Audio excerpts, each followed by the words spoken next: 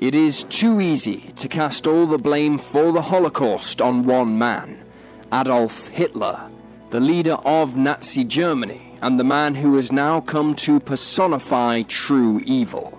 However, no one man could truly achieve such horrors on their own. From the start of his political career, he had allies, people who would flock to his cause and would ultimately help propel him to a stage where he could inflict such cruelty on the world. There was Hermann Göring, commander of the German Air Force, the Luftwaffe, Joseph Goebbels, the Third Reich's Minister for Propaganda, and Heinrich Himmler, the head of the vaunted SS and one of the chief architects of the Holocaust against the Jews and anyone else who did not fit his vision of a pure Germany. In today's documentary, we will delve into this terrifying figure of history and explore the career of a man who on both ideological and practical levels is literally responsible for the deaths of millions. This is the story of one of the true monsters of history.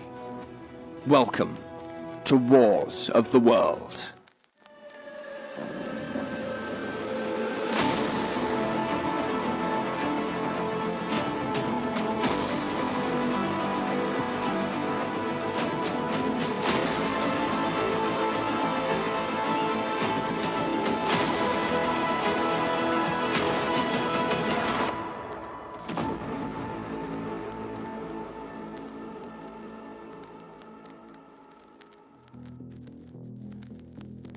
Early life. Heinrich, or Heinrich in German, was born in Munich on October 7th, 1900, into a conservative, middle-class Bavarian family. His father was a teacher, while his mother devoted herself to their Roman Catholic faith, but both of them had close ties to the then ruling German monarchy, with Heinrich taking his name from his godfather, Prince Heinrich of Bavaria. When it came to his schooling, the young Heinrich Himmler proved to have a keen intellect, doing well in his academic studies while he attended the cathedral school in Salvorterplatz before attending the grammar school in Landshut, where his father was the deputy principal. However, such European grammar schools of the day emphasized that boys demonstrate their prowess physically as well as mentally, and sadly for the young Himmler, this was an area where he struggled. He was prone to bouts of ill health throughout his life, especially concerning stomach pains that inhibited his athletic performance.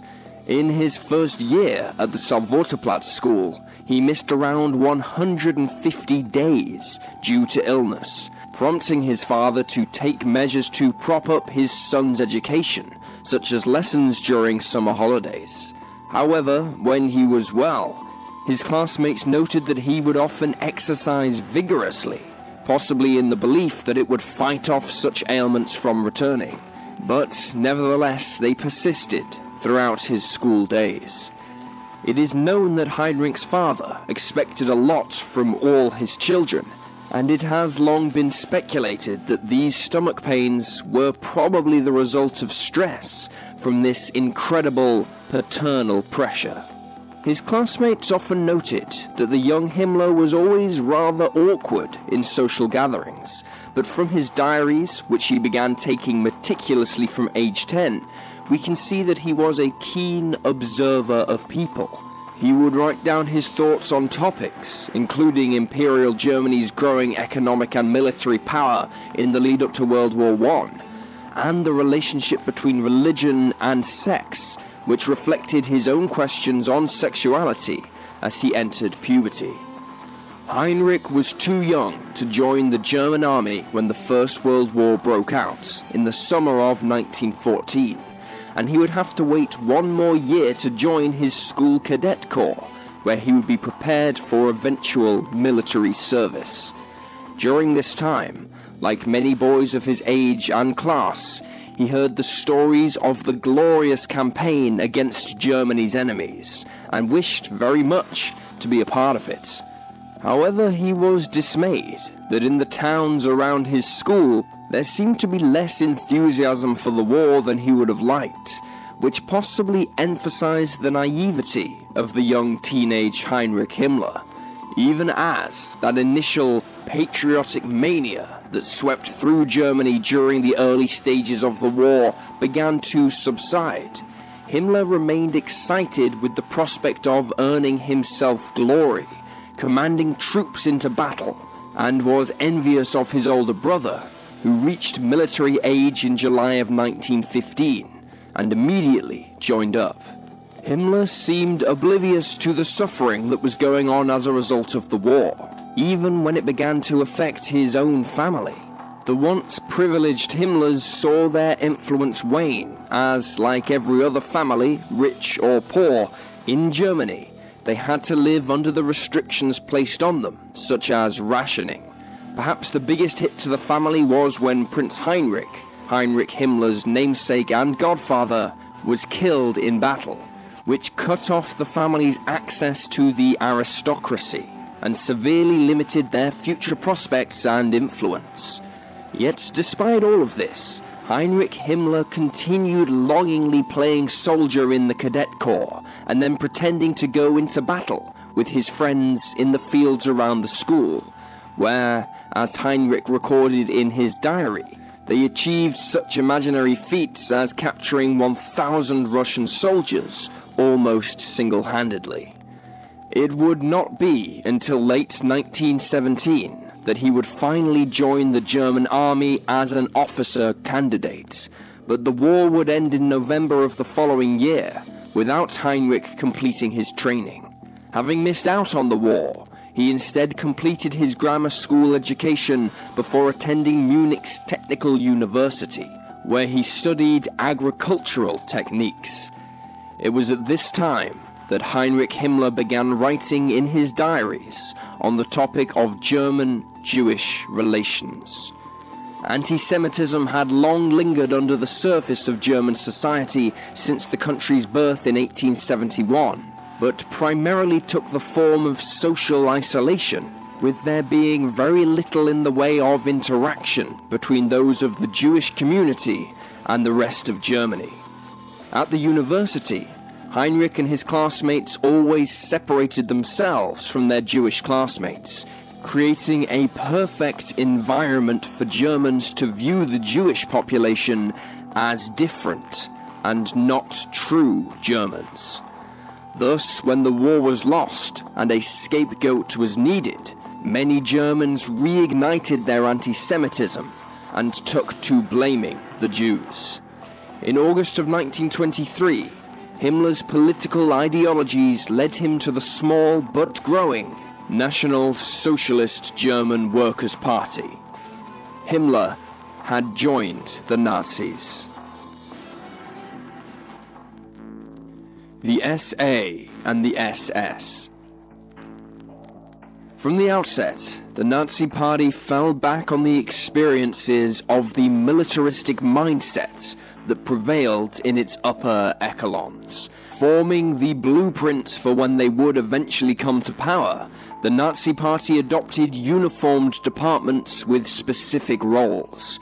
One of the most significant in the early days was the Sturmabteilung, or Storm Detachment, but more commonly known by the abbreviation of the SA.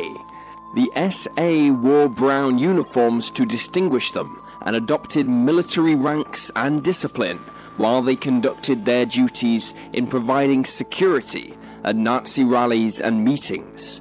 Later, they adopted a more aggressive role, actively attacking opposing political groups, in particular those in support of Germany adopting communism, and the often public brawls that resulted left an impression on the general public that the SA were nothing more than a criminal gang or mob. Having missed out on fighting in the war, Himmler was attracted to the military environment of the SA, and so signed up to join them. But just like in the military, there were elite units within their ranks, and one of these was the Saalschutz, which translates into Hall Security, but its members were known as the SS. The SS had the important task of providing security for party meetings at their headquarters in Munich, but like the SA at large, its role evolved as the Nazi Party's fortunes rose and then fell in spectacular fashion in 1923, when Hitler attempted to seize power in the failed Beer Hall Putsch. The unit was largely disbanded while Hitler was briefly in prison, but was re-established upon his release. Hitler now wanted a bodyguard unit to assume direct responsibility for his safety, as he suspected there were opponents to him throughout the party, in particular amongst the SA. It was soon renamed the Schutzstaffel, or Protection Squadron, in 1925, and a new member was absorbed into its ranks, Heinrich Himmler. The SS was initially commanded by Julius Schreck, a trusted friend of Hitler, but within a year he was replaced by Joseph Berchtold, one of the founders of the SA. However, he swiftly became frustrated by having to come under command of the SA, and so he delegated many of his duties to his second-in-command, Erhard Heiden. Heiden eventually replaced Berchtold in March of 1927 and appointed Himmler as his own deputy at a crucial time in the SS's history, as the force was in decline thanks to it being overshadowed by its parent organization. It was also around this time that Himmler met his wife, Margaret Boden, and after a brief relationship where they exchanged letters with one another, they married in July of 1928. Margaret was 7 years older than Himmler, but they had similar interests. She was also a known anti-Semite, as in one of her letters to her husband, she made negative remarks about a Jewish doctor, before describing all Jews as being the same. Himmler's excellent organizational skills, coupled with Heiden's strict discipline, meant that the SS were saved from oblivion by proving their worth to Hitler, and perhaps more importantly, their loyalty. To achieve this, Himmler oversaw the establishment of an intelligence agency within the SS to monitor groups such as the Freemasons, the Communists, and the Jewish political groups of Germany, all of whom were potential stumbling blocks in the Nazis' rise to power. Himmler eventually dictated every detail of the SS's day-to-day operation right down to their uniforms, which distinguished them from the brown shirts in the SA, but they were not yet the famous black ones. In January of 1929, Himmler's work was recognized by Hitler, and he was appointed as Heiden's replacement after it was announced he was standing down. In official documentation, Hitler stated that Heiden was leaving the SS for reasons related to his family. However, it has long been suspected that Himmler either deliberately or unintentionally gained favor with Hitler over Heiden. Either way, Himmler was now the Reichsführer SS on the eve of the party's great breakthrough in German politics. Nazis in power. The best political weapon is the weapon of terror. Cruelty commands respect. Men may hate us, but we don't ask for their love, only for their fear. Himmler. On September 14th, 1930, the German people went to the polls. Hitler's trial following the Beer Hall Putsch had catapulted him and the Nazi Party into the limelight. This, coupled with his famously hypnotic personality and their message of restoring Germany's prestige following the humiliating terms of the Versailles Treaty after World War I, meant that their support base grew exponentially in the late 1920s. During these elections, the number of seats the Nazis occupied in the German Reichstag rose from 12 to 107. However, this was still not enough to legally take power. Nevertheless, They were now a formidable political force. But this newfound power brought with it new problems for the Nazi leadership. The SA began demanding that some of its leaguers occupy the newly won seats, but Hitler refused, leading to resignations of senior SA figures in protest. The frustrations of the SA with the party they were formed to protect only worsened and was often vented on the SS men, especially when it was discovered that Himmler had ordered his SS intelligence personnel to start monitoring SA meetings. Over the coming months, the SA openly turned on the party, and the SS found itself protecting Nazi leaders from other Nazis. Himmler would later claim that the SA rank and file were loyal Nazis, but they had been corrupted by a power-hungry cabal at the top of the SA leadership. The crisis only seemed to end when Hitler appointed himself the official head of both the SA and SS, which appeared to bring the former back into line. However, the whole affair left a deep impression on the future German leader. It taught Hitler that the SA could not be wholly trusted, while Himmler and the SS were of unquestioning loyalty. Himmler hoped that the experience would finally free the SS from the shackles of being subordinate to the SA, and even declared as much at the height of the crisis. But following the appointment of Ernst Röhm to handle the day-to-day running of the SA, Röhm issued a formal order that solidified Himmler's subordinate status to him.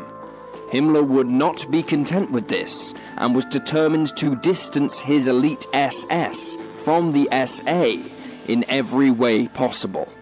He enforced special rules of conduct that were aimed at perpetuating the view that the SS were akin to medieval knights, being of nobility and honor, compared to the often less reputable lifestyles of the SA members, many of whom displayed more disreputable traits such as drunkenness, womanizing, and homosexuality, all of which were considered big taboos by the Nazis.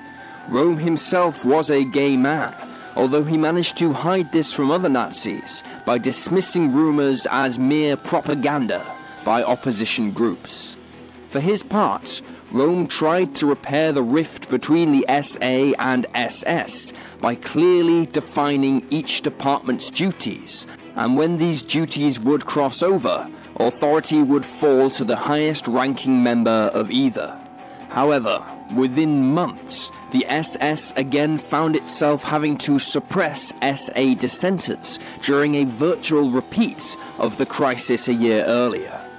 The rift had only grown as Himmler outlined his plans for the SS to become more than just an elite bodyguard unit, but the very best of Nazi society itself when they eventually seized power. He explained that the SS would become a premier military fighting unit in combat, while its members in everyday life would embody National Socialism in all aspects, including their genetic purity. But this would not be confined solely to members. Any future wives would have to meet the same stringent criteria, or the SS man in question would have to be dismissed. As Germany sunk into the Great Depression, more and more flocked to the Nazi cause, seeing them as their savior on their promises of restored greatness, with Himmler being elected to the Reichstag in 1930. The SA more than doubled to over 250,000 men in 1931 alone, but while the SS also grew, it was actually at a slower rate than Röhm or Hitler would have liked, because of Himmler's stringent entry requirements. Himmler was little concerned, however, since he believed that his men, who rose to just 10,000 in the same period, were of such a high caliber that they could achieve feats far beyond anything the SA was capable of. At the same time, Himmler founded a department given the task of safeguarding the racial purity of the SS, while members soon began to adopt their now familiar black uniforms for the first time. Meanwhile, the SA continued their war in the streets against the communists and anti-Nazis. It should be noted that the SA and SS were by no means the only political parliamentary force at work in Germany at the time, but their uniformity and effectiveness elevated their public perception. In early 1932, with the Nazi Party still making gains politically, although not enough to legally seize power, the SA engaged in violent street battles with pro-communist groups, leading to many deaths.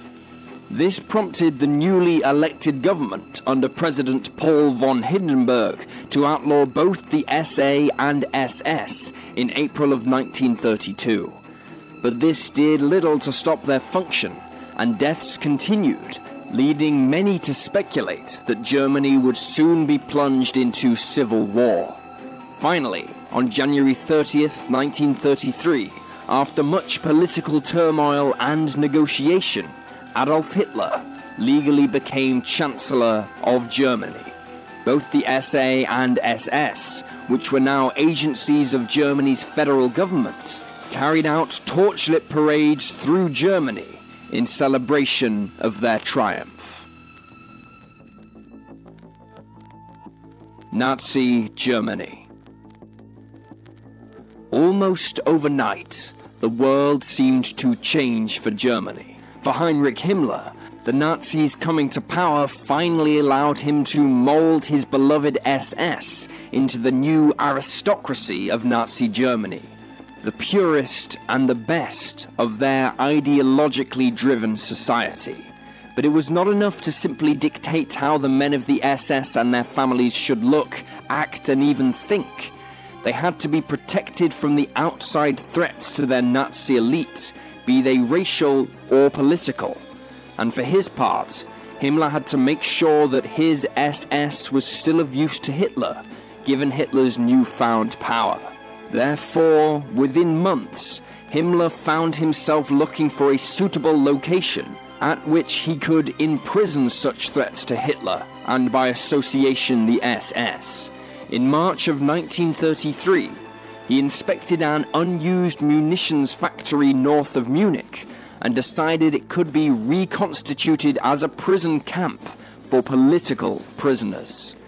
The camp would take its name from the nearby medieval township known as Dachau. It would become the first Nazi concentration camp. Many of the prisoners themselves would be forced to build the facilities at Dachau, with the original aim for it being to hold around 6,000 inmates. Both Himmler and his deputy, Reinhard Heydrich, seized more and more control of the country's police forces, and this allowed them to round up anyone who opposed Nazi rule, and in doing so, prevent the feared civil war and cement Nazi authority. An arson attack on the Reichstag building, which Hitler decreed was part of a communist takeover plot, resulted in President Hindenburg restricting many civil liberties, declaring a national emergency, which only relaxed legal restrictions on Himmler's crackdowns. One of those arrested was Erhard Heiden, Himmler's former commander in the SS, who had been accused of colluding with Jewish businessmen and being a, as the Nazis termed it, practicing homosexual. He was murdered on orders from Himmler. At Dachau, Himmler appointed Theodor Eick as the commander of the prison, who was himself a convicted criminal, but also a dedicated Nazi. Under Eick's leadership, Dachau became the blueprint for how future concentration camps would be run, but while the mass exterminations in gas chambers had not yet begun, deaths at the camp from violence and disease were frequent. Shortly after the Nazis came to power, Hermann Göring established a new secret police organization from the remnants of existing ones, dubbed the Gestapo, an abbreviation of the German words for secret police. The organization was tasked with exposing opponents of the new regime and gathering intelligence on anti-Nazi groups. On April 20th, 1934, Hitler appointed Himmler to take command of the organization, since he and the SS were by now wholly involved in the protection of the new order, so it seemed a logical decision. Hitler was pleased with Himmler's work and soon promoted him, making him the equivalent rank to anyone in the SA, but this did not please the leaders of what should still have been the SS's parent organization. In fact, the SA leadership was growing frustrated once more, feeling left out in the new order compared to how close Himmler and the SS were to Hitler. It did not help that Hitler himself did not wholly trust the SA anymore after their revolts in 1933, and that the SA was still seen by the wider public as a group of thugs, starting fights and even riots in the streets, which embarrassed Hitler and caused friction with President Hindenburg.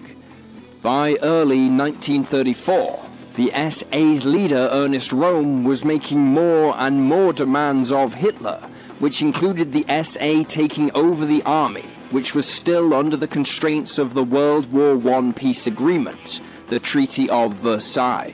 Hitler knew he did not yet possess the political capital for such an act, and so the SA were becoming a problem that had to be taken care of, and he knew just the man to help him do it. Himmler and his SS once again served Hitler's will, and beginning on June 30th, they began making arrests of leading SA men, who were then either shot or sent to prison. In prison, Röhm was visited by Theodor Eicke, who gave him a pistol with a single round in it, instructing him to kill himself. When he refused, demanding Hitler come and personally shoot him, Eicke and his deputy opened fire and killed him. The SA was now destroyed, tarnished, with leaders labeled as traitors and executed. Their exact number who died in the event, now remembered as the Night of the Long Knives, is unclear, as during the operation many SA men were shot on sight, such as Edmund Heinz, who was discovered in bed with an 18-year-old SA man when the SS entered. The official figure is 85, but some historians argue that it was much, much higher. The rank and file of the SA now had to find new lives in Nazi Germany, while the power and prestige of Himmler's SS seemed to only grow, and this allowed them to concentrate more on what they viewed as the cleansing of Germany's undesirables, such as communists, homosexuals, and, of course, Jews. Purging the undesirables. By the time the Nazis had come to power, their hatred for the Jews had become akin to a runaway train, which no one in or outside of the Nazi Party could stop. Hitler, Himmler, and all their followers were convinced of Jewish betrayal and the sabotage of Germany achieving victory in World War I. Therefore, they wasted little time in stamping out this group of so-called undesirables. In January of 1933, Germany's total population was in the region of 67 million people, excluding Germans who lived outside of the fatherland in the newly redrawn map of Europe after 1918.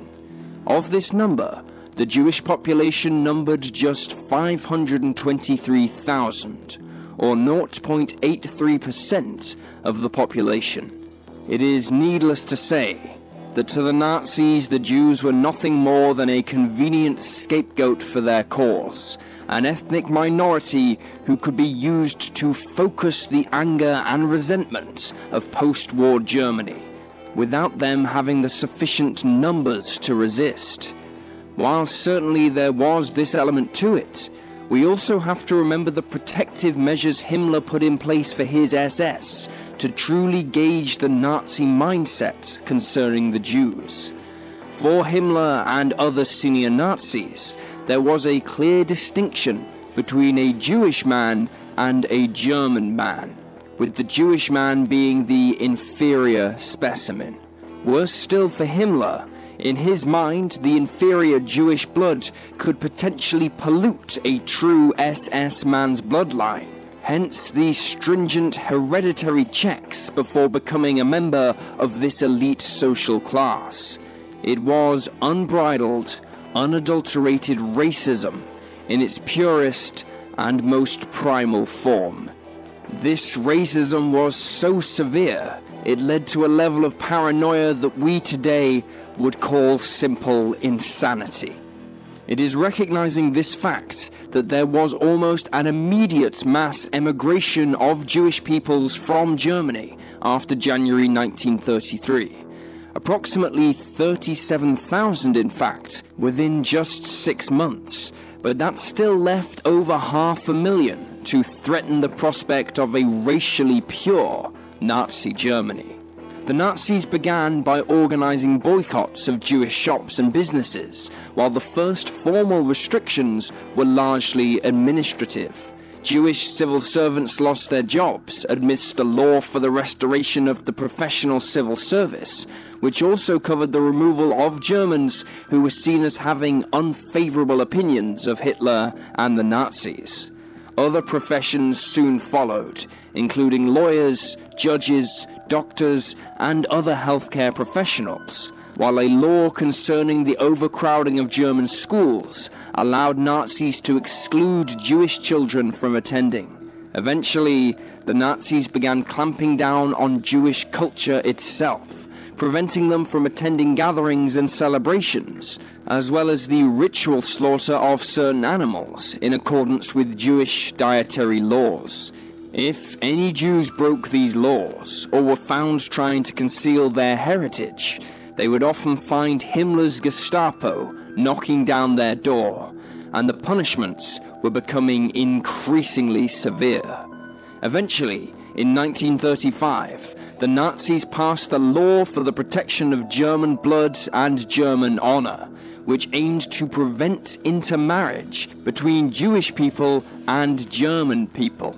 Because, remember, the Nazis did not view someone born in Germany, raised in Germany, educated in Germany, and having worked their entire lives in Germany as German if they were Jewish.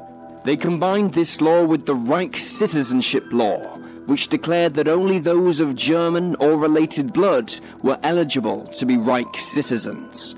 Combined, these were known as the Nuremberg Laws. It could be argued that Himmler wanted to go even further by essentially arranging marriages for his men with women who had the right genetic traits to produce desirable offspring. However, in the early years, despite the Nazi Party's efforts to purge the Jewish people from German culture, it was often the German people who gave the most resistance. In fact, as well as combating communists, anti-Nazis, and Democrats, the Gestapo under Himmler found itself investigating opposition groups found within the Catholic Church, especially after Pope Pius XI denounced Nazism for its treatment of Jewish people. The Gestapo also had to contend with teachers who opposed the new education laws, professionals who came to the defense of their Jewish colleagues, and middle-class men and women who wanted Germany to return to a more pre-war aristocratic society. Himmler's men broke up numerous groups throughout 1934 and 35, including a handful that were discovered to have been plotting Hitler's assassination, which no doubt only reinforced Hitler's belief that as long as he had Himmler by his side, he would be safe from his enemies. Many of those arrested by the Gestapo were placed in what was euphemistically called protective detention, where they would be held until they could join the growing number of inmates at one of the equally growing number of concentration camps. If arrested by the Gestapo, there was very little legal protection. Given the ruthless efficiency with which Himmler's men operated in Germany, and the consequences of arrest by the Gestapo, terror became the most effective tool at Himmler's disposal in forging and protecting the ideal Nazi Germany.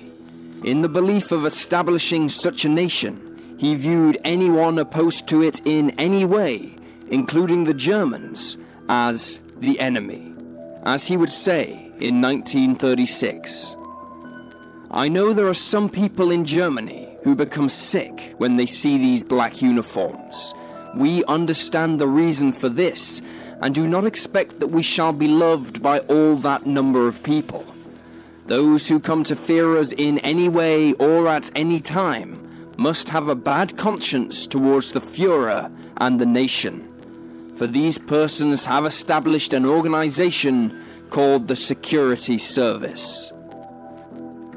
The Nazis continued their crackdowns on Jewish people within their borders, including thousands of Jews being forced into refugee camps in Poland. Those who tried to get back into Germany were reportedly shot by border guards. After 17-year-old Polish Jew Herschel Greenspan shot a German official in France, the resentment towards the Jewish people in Germany that the Nazis had been fostering finally erupted in November of 1938, as Germans attacked Jewish shops and homes, while the police only interfered if German property was ever put at risk. Now remembered as the Night of Broken Glass, it served as a final warning to the remaining Jews in Germany that anti-Semitism in Hitler's Reich was not a passing phase. In addition to purging Germany, Himmler and several other leading Nazis also took to researching for historical and anthropological evidence of the Germanic people's genetic superiority. Himmler's authority included the Ahnenerbe organization, which conducted numerous archaeological digs across Europe. Often the findings of the group were interpreted in such a way by the group that they would prove that the German people were examples of the so-called master race and had been held back by the impact of the impure peoples, further solidifying the racism in Nazi Germany for anyone who did not meet Nazi criteria. Himmler and the SS were especially interested in the medieval world, but this was not at the expense of Himmler's own religious belief, something he insisted the men of the SS embrace. However, he found his new order coming into conflict with the Christian world, and in many ways began to form his own religion for the SS. He would state categorically, in fact, quote, "I have not tolerated an atheist in the ranks of the SS. Every member has a deep faith in God, in what my ancestors called in their language Walada, the Ancient One, the one who is mightier than we are." Himmler and the SS at war. While the bulk of the German people's attention on the role of Himmler and the SS throughout the mid-1930s was focused on their security roles, when of course they weren't being Nazi poster boys for propaganda purposes, the SS was slowly adopting another role that was focused on the threat from outside Germany's boundaries. Eventually known as the Waffen-SS, this small military arm can trace its origins back to a 120-man unit known as the Sonderkommando Berlin, formed in March of 1933. This number would swell several times over by the end of the first year, and all members pledged their support to Adolf Hitler above all others, even if it should cost their lives. Himmler was eager to have his SS men proving their worth on the front lines of the future battlefields that most in Germany knew would eventually come, given the Nazi drive for Germany's restoration as a superpower. Having them fighting Germany's enemies also played into Himmler's ideas of the SS being the modern equivalent to ancient knights, as well as concepts surrounding German citizenship and manhood. Not being a true military unit upon conception, Himmler had to initially go to the army for training and equipment. This bred resentment amongst the army leadership, who viewed the Waffen-SS as rivals, particularly during the period before Hitler abolished the military restrictions imposed on Germany in the Treaty of Versailles. These concerns would prove justified, as in the coming war, the Waffen-SS would possess some of the most modern equipment in the German army. As the 1930s drew on, Hitler began expanding Germany's borders back to pre-war boundaries, such as in the Ruhr and Czechoslovakia, while the Western Allies milled around with their response. Himmler's SS units joined the regular army as they entered these countries, and he hoped they would get to prove their superiority in battle, but the resistance never came. By the summer of 1939, Hitler confided in his top aides, such as Himmler, his next goal, the invasion of Poland. By this point, it was obvious to all that such open hostility against a neighboring country would spark another major European war with Britain and France. While the Soviet Union threat had been neutered by Berlin, at least for the foreseeable future, thanks to clandestine secret meetings in which they carved up Eastern Europe. In an effort to justify the invasion not just to the world but the German people themselves, Himmler and his second-in-command Heinrich conceived an operation which would provide them with just such an excuse. Dubbed Operation Himmler, SS soldiers dressed up in replica Polish army uniforms and staged a number of border skirmishes with Germany's border forces. Despite Polish denials that they had anything to do with these skirmishes, the German people were suitably motivated for war when the German army crossed into Poland on September 1st, 1939. While the invasion did spark war with Britain and France, the Western Allies could do little to stop Poland's fall, which took just 1 month to complete, with the Soviet Union invading the east of the country as per their agreement with Germany. For Himmler personally, the absorption of this new land into the Greater German Reich expanded the scope of his operations in maintaining the security and, of course, purity of the German people. From their paranoid, insane, racially motivated perspective, Poland was infested with undesirables that needed to be cleansed if the German people were to develop their new territory for the good of Nazi Germany. Unlike in the preceding years, there were fewer places for Poles and Jews to be deported to, and so the only option was for them to be housed in ghettos and concentration camps. But even then, some were going to have to be removed from the equation to allow such places to cope with the Nazi demand. For this role, Himmler turned to the SS Einsatzgruppen, or task force. Under Himmler's instruction, the Einsatzgruppen began their killings almost immediately. Lands earmarked for German development were cleansed of Poles, Jews, Romani peoples, intellectuals, and anyone with a physical or mental disability. How they were to be killed, Himmler left up to his men's initiative, but the most common method was by shooting. The Einsatzgruppen were by no means alone in these atrocities. Such was the scale of killing that they had to enlist the help of the regular German army and air force, the Luftwaffe, and even Polish collaborators to assist them.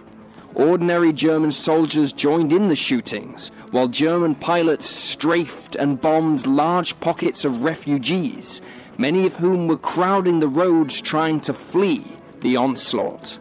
However, the German military was not as enthusiastic as their SS counterparts, with army generals writing to Hitler asking that their men be spared these duties as it was damaging their morale. Some 65,000 civilians were killed in this initial orgy of blood, much to the satisfaction of Himmler. By 1940, the killings were scaled back, but the Nazi leadership had decreed that Poland would be cleansed entirely of the Jews, although how was still unclear. In the meantime, the SS began rounding up the survivors and herding them into squalid ghettos in Polish cities. As for Polish leaders and soldiers who were being held by the SS until it was decided what to do with them, they were held at a Polish army barracks that had been taken over and turned into a prisoner camp. Its name was Auschwitz. Before long, the war spilled over into Western Europe, and the Waffen-SS were finally locked in a duel with formidable opponents. Exactly what Himmler had dreamed of to prove his supermen's worth. On May 10th, the SS joined in the assault on then-neutral Holland, overpowering the Dutch border guards and allowing the German army to flood into the country, bypassing France's main defensive line. A week later, they were successful in repelling an Anglo-French tank assault at the Battle of Arras, despite their anti-tank guns proving wanting against the thick armour of British tanks. One of the most prestigious of the Waffen-SS was the unit Leibstandarte Adolf Hitler, formed out of Hitler's personal bodyguards and eventually growing to become the most elite army division. On May 28, 1940, members of the 2nd Battalion Leibstandarte herded 80 Allied soldiers into a barn near the village of Wormhout. Once inside, the SS men threw in a few hand grenades, which detonated, killing most instantly. A handful of survivors were left to simply die from their wounds, but some were eventually saved from death by regular German army medics who came across the carnage. By the summer of 1940, most of mainland Western Europe was under German occupation, and this meant Himmler and his men, especially the Gestapo, were now having to protect Germany from occupied lands which would grow again in the coming year as the war expanded.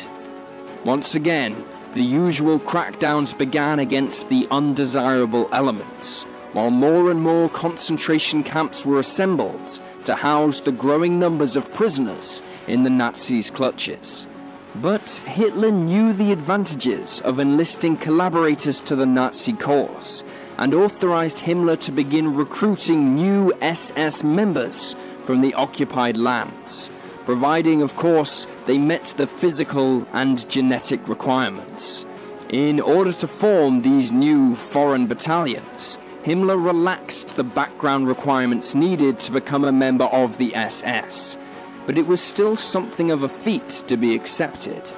Nevertheless, over 40,000 Belgians and 20,000 French, among others, would serve in the Waffen-SS. At the very height of the war, after Hitler had withdrawn from his agreement with the Soviets and launched Operation Barbarossa, over half of the entire Waffen-SS would be non-Germans, but every unit would still be commanded by German officers. As the Germans pushed into the Soviet Union, the Waffen-SS recruited many nationalist and anti-Soviet groups into their ranks from countries like Ukraine. A unique unit was the Tiger Legion, one comprised of some 4,500 Indian nationalists who joined the SS to fight the British when India was still under the British Empire. One of the smallest foreign units, but also one of the most notorious, was the British Free Corps, made up of 54 ex-British Army soldiers captured in combat, who were recruited on the promise they would be fighting communism. Only 54 men would serve in this unit, but they were of enormous propaganda value to the Germans. After the war, the surviving members were pursued by British authorities, with one member, John Amery, being hung for high treason. When the SS joined in the invasion of the Soviet Union in 1941, Hitler promised that no one fighting for the German army would ever have to answer for their actions in fighting the Soviets, because in his mind, no war in the East could ever be fought along civilized lines. Essentially, the SS and the German army were given a free hand to murder, loot, and rape. But for Himmler, the invasion saw his work towards cleansing Europe increase. The old methods were too inefficient, and he had to find alternative and faster methods to orchestrate his plans of genocide.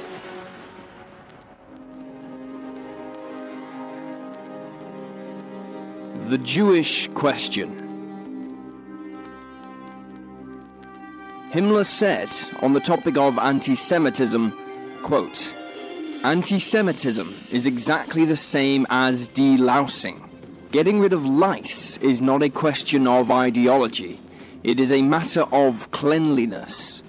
In just this same way, anti-Semitism for us has not been a question of ideology, but a matter of cleanliness."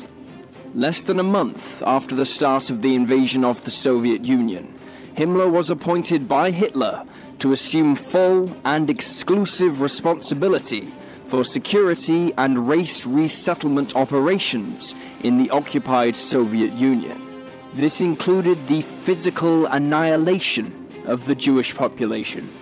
Like in Poland in 1939, large swaths of land were to be cleansed of undesirables for their eventual use by the German people to power the Greater German Reich.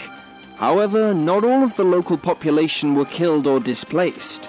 In fact, Himmler was keenly aware that there were individuals in these lands that had desirable traits for Germany, specifically regarding children who had not yet been corrupted by their parents' own ideology.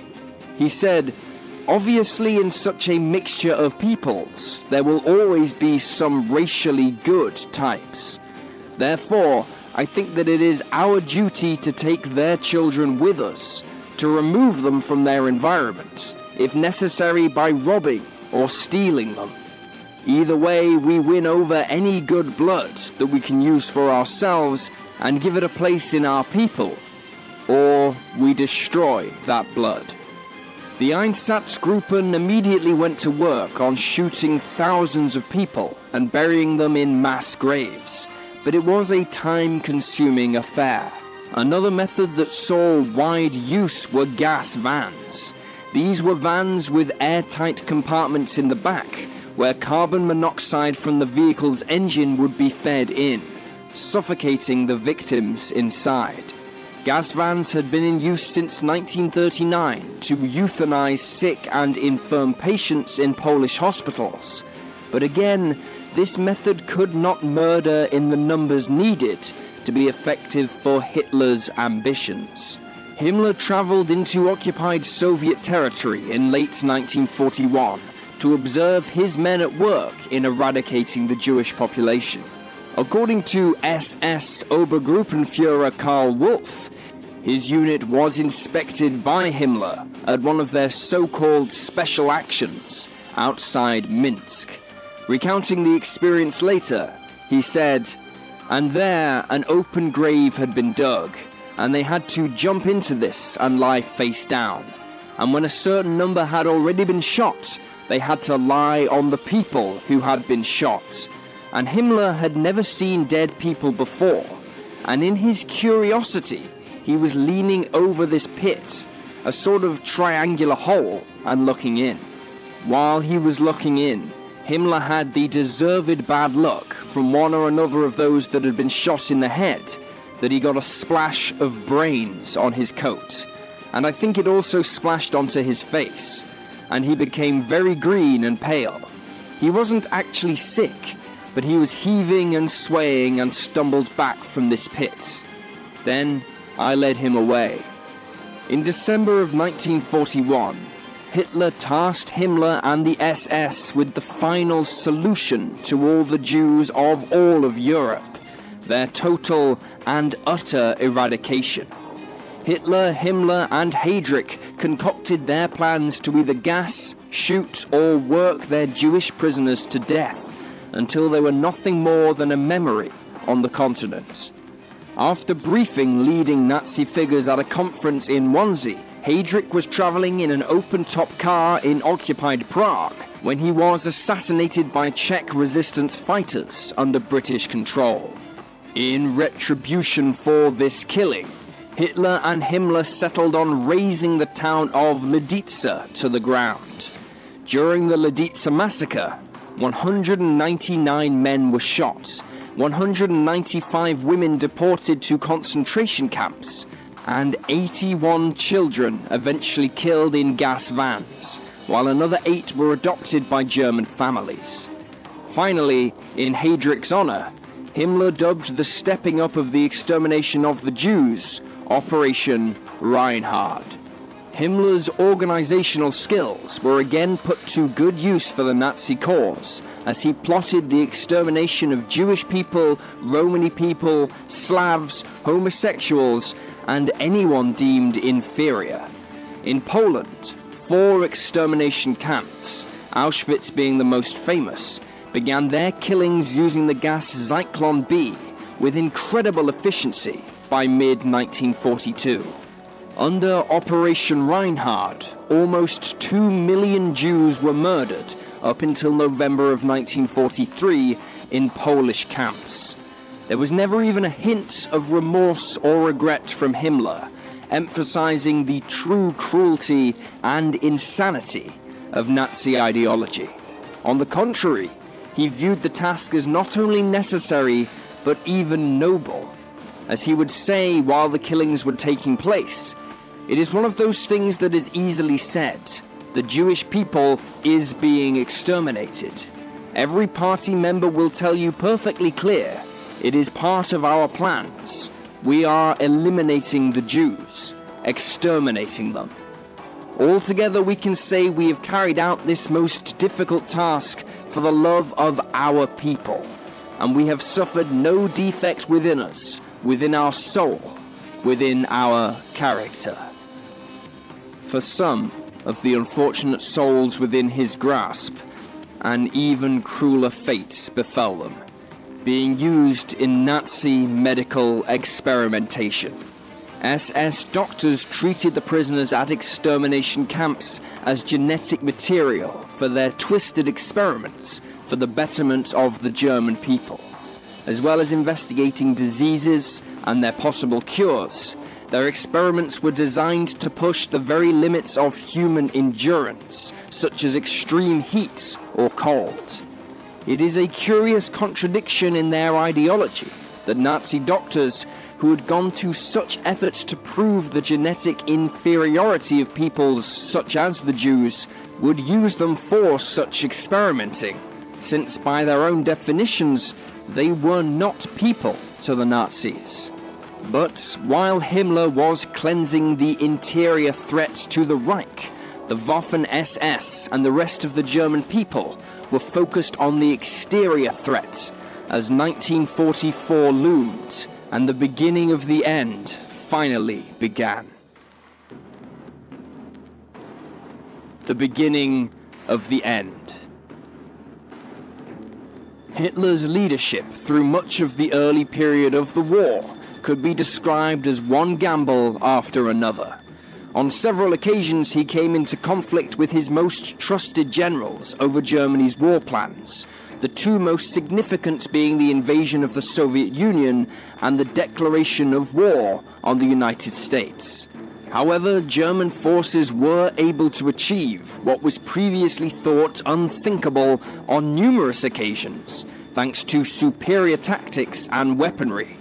But once America, Britain, and the Soviets were fully engaged in the war, things began to change, thanks to the incredible industrial output of weapons and war material the Allied powers were able to achieve compared to Germany. By 1944, it was the sheer weight of enemy numbers that looked set to doom the Nazis. But Hitler remained convinced that Germany's new weapons then in development, such as the Me-262 jet fighter, would keep the balance in their favor. But his generals were not so confident.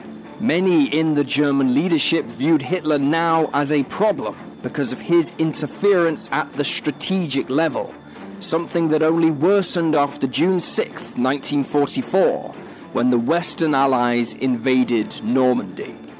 A plot was thus devised to kill Hitler with a bomb. On July 20th, Hitler was attending a briefing when an explosive device detonated under a thick wooden table that absorbed much of the blast, and in doing so spared Hitler. The German leader was furious about the betrayal, and equally by Himmler's failure to uncover the plot before the assassination attempt could be made. Needing to save face, Himmler's Gestapo sprung into action, arresting over 5,000 people from Germany's upper echelons. Around 4,900 of these people were executed for being associated with the plot, including one of Germany's top generals, the Desert Fox Erwin Rommel, who took his own life rather than be executed, so the Nazis could conceal his death as him finally succumbing to his wounds. Any lack of faith Hitler had in Himmler after the assassination attempt seemed to be repaired by these reprisals, and Himmler gained yet even more power in the Third Reich. Hitler placed Himmler in charge of the Army Reserve and made him responsible for prisoners of war before appointing him Commander-in-Chief of Army Group Upper Rhine by the end of the year. Himmler was now a frontline military commander, protecting the Reich from its enemies, an ambition he had harbored since he was a boy. But while he was an effective man in the offices of power, this did not translate to him being a good military leader. He frequently butted heads with more experienced generals, leading to delays in operations, which the Allies successfully exploited. Himmler was also tasked by the Führer to create the Volkssturm, or People's Storm. Akin to Britain's Home Guard, the Volkssturm recruited the young and the elderly into militias to help repel the invasion of Germany. Quote, "Our opponents have to learn to understand that every kilometer of our country will cost streams of blood. Each city block, each village, each farmstead, every ditch, every bush, every forest will be defended by men, boys, old men, and if need be, by women and girls." Himmler. Meanwhile, the Nazi elite that Himmler had created continued their desperate fight against the enemy on all fronts. In December 1944, the Germans launched their last great offensive of the war, aimed at the Ardennes forest in Belgium. Spearheading the assault would be the 6th SS Panzer Division, who would use poor weather to deny the Allies their powerful air cover, but whose battle plan relied on capturing Allied supplies to keep the advance going. The offensive began on December 16th and achieved great success on the first few days of what history now remembers as the Battle of the Bulge. On the second day of the offensive, SS men rounded up 84 American prisoners of war and massacred them near the town of Malmedy, Belgium. Eventually the weather would clear before the SS could capture the Allied supply stocks, and Allied aircraft blasted them back to their lines. By February of 1945, Himmler was beginning to reel from the pressures of all the duties he had absorbed by this point, particularly his military ones, as he commanded troops on the Eastern Front against the Soviets. His inability to deliver on his promises of victory to Hitler finally saw the pair's relationship start to break down. In all honesty, Germany's situation was so dire at this point that not even the experienced German generals could do much to change Germany's fate. On the Eastern Front especially, German soldiers began uttering words to the effect of "enjoy the rest of the war," emphasizing the reprisals they could all expect at the hands of the Soviet soldiers when the peace came. Himmler's nerves began to fail him, and soon he began experiencing all the ailments that had troubled him as a boy, leading to him being taken to a sanatorium, which was run by an old school friend of his. While recuperating there, Himmler concluded that Germany's only chance was to negotiate a peace settlement with the Allies. After leading the sanatorium, which was itself on the verge of being overrun by the Soviets, Himmler met with Hitler in his Berlin bunker on April 20th, declaring his loyalty to the Führer and wishing him a happy birthday. It would be the last time the two men would meet in person. The next day, Himmler did what must have seemed unthinkable just 5 years earlier. He met with a Swedish representative of the World Jewish Congress, Sweden having been neutral throughout the war, and negotiated the release of some 20,000 concentration camp prisoners. During the talks, Himmler downplayed the exterminations, claiming that many of the deaths the world were increasingly becoming aware of as Germany shrank away from its occupied territories were down to diseases at the camp, something that would eerily foreshadow the claims of Holocaust deniers for years afterwards. Of course, this was nonsense, and Himmler and the Nazi Party's meticulous records of their own crimes serve as irrefutable proof of the murders they committed. Over the next few days, Himmler would meet with more Swedish delegates, until on April 28th, the BBC broadcasted what was going on. Hitler was again furious. The once unquestioned faith Hitler had in Himmler was shattered, and Hitler described Himmler's negotiations as the single greatest act of treachery in history. Death of a devil. Hitler wanted Himmler arrested, but just 2 days later, the Führer shot himself, sparing Himmler for a short while longer at least. Hitler appointed Admiral Karl Dönitz as his replacement, while stripping Himmler of his position and title. Himmler offered his services to Dönitz as second-in-command of his new government, wanting to negotiate peace with the Western Allies, who he thought would then join what was left of the German army in waging a war against the Soviet Union.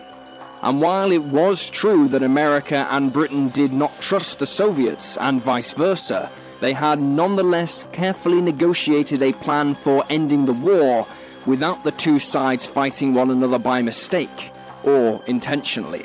Himmler's views were fanciful and unrealistic, and he was denied a role in Dönitz's government, which was now suing for a unilateral ceasefire. On the night of May 8th, 1945, Germany surrendered and the war in Europe was over. All that was left for Himmler to do now was try and evade capture and certain death for the crimes his men had carried out in his and the Führer's name. Himmler was generally ill-prepared for life on the run, save for a forged paybook under the name of Sergeant Heinrich Himmler. He and a few others fled blindly across Germany, but they had no final destination planned at any time, since their own country was now broken in half by two huge invading armies. On May 21st, Himmler and two others were stopped and detained at a checkpoint set up by former Soviet prisoners, making the prospect of them discovering who he really was a terrifying one for Himmler, who had been responsible for their conditions during their imprisonment. The Soviets transferred Himmler to the British 31st Civilian Interrogation Camp near Lüneburg on May 23rd, where duty officer Captain Thomas Sylvester began a routine interrogation. Himmler finally admitted who he was, and he was soon transferred to the headquarters of the 2nd British Army. Upon arrival, a British doctor conducted a medical exam on him, but when he attempted to examine the inside of Himmler's mouth, the senior Nazi refused. Despite repeated requests, Himmler still would not open his mouth, and so the doctor decided to force the matter. Instead, Himmler bit into a hidden potassium cyanide pill and collapsed onto the floor. Just 15 minutes later, he was dead. He was soon buried in an unmarked grave near Lüneburg, with the location being unknown, thus preventing it becoming a shrine for surviving or even future Nazis. Like much of the story of Nazi Germany, Himmler has become the source of fascination for historians the world over, as they try to understand the mentality behind why Himmler and the SS carried out their atrocities. Legends have emerged of things such as Himmler's fascination with the occult, and have been blown up in importance by some, and in many cases overshadow reality. But perhaps this is to be expected. Perhaps it is easier for us to imagine some occult fascination than for us to comprehend that it was simply another human being that orchestrated and committed such horrors.